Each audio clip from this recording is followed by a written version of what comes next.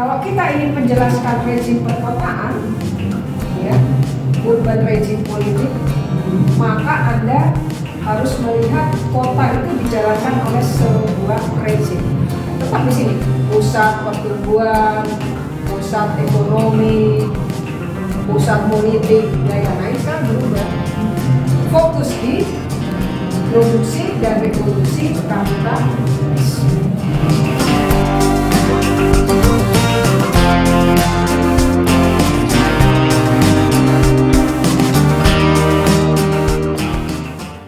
Ketika kita menjelaskan adanya sengketa, adanya gesekan kepentingan antara kelas menengah atau antara buruh dan pemerintah kota, maka Anda pengantarnya boleh pluralis.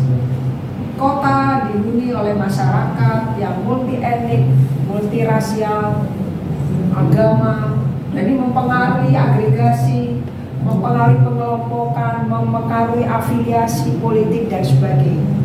Nah, ini kondisinya. Kondisi perkotaan sekarang seperti ini. Nah, ya, kalau kita ingin menjelaskan rezim perkotaan, ya, urban regime politik, maka Anda harus melihat kota itu dijalankan oleh sebuah rezim, dan kota itu adalah rezim itu sendiri. Rezim itu adalah intinya adalah penguasa, elit yang berkuasa dan bolo-bolonya dan teman-temannya plus regulasi yang dibuatnya. Itu rezim. Nah, rezim di perkotaan itu lebih banyak yang bersifat informal daripada yang bersifat formal. Ini rezim. Rezim itu isinya orang-orang ini. Ya. Koalisi, boloan, kolaborasi. Isinya. Mereka menjalankan apa? Regulasi. Regulasi yang buat siapa? Pemerintah. Pemerintah itu siapa? Eksekutif sama legislatif, eksekutif sama anggota dewan.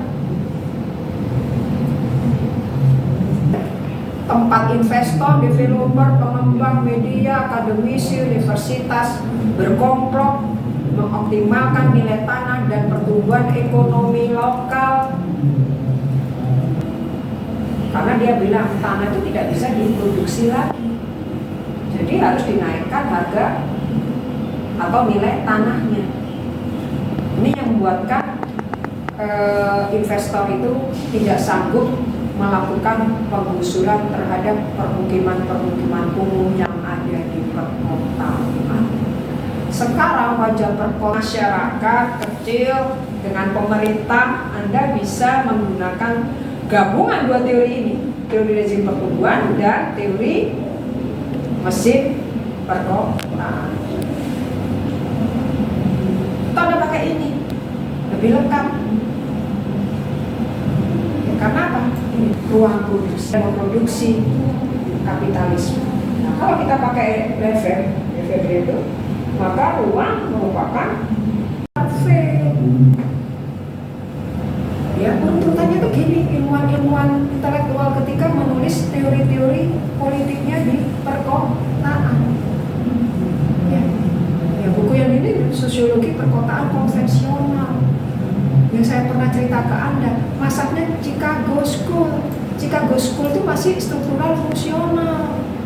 Dia lahir tahun 1920-an, ya, awal abad 20, yang itu sudah dianggap tidak netral oleh analis-analis perkotaan. Nah, Kastel itu menggugat itu.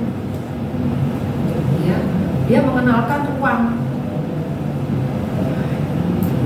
Ya, dia nggak ngomong yang gini. Ya. Kalau konstruksi masa Chicago atau Chicago School itu gambarannya bulat-bulat gini, ya, jadi masih model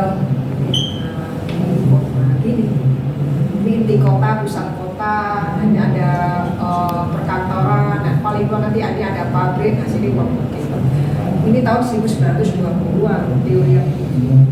Karena masih menganggap kota itu ya apa ya, tetap di sini pusat pertumbuhan, pusat ekonomi, pusat politik, budaya. Nah ini sekarang berubah.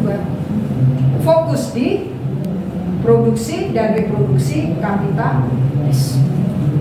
Mau cari apapun di kota, fenomenanya akan menunjukkan itu. Ya, jadi ada lebih, pasti sudah ada perlawanan ya. Di sini ada grassroots, akar rumput,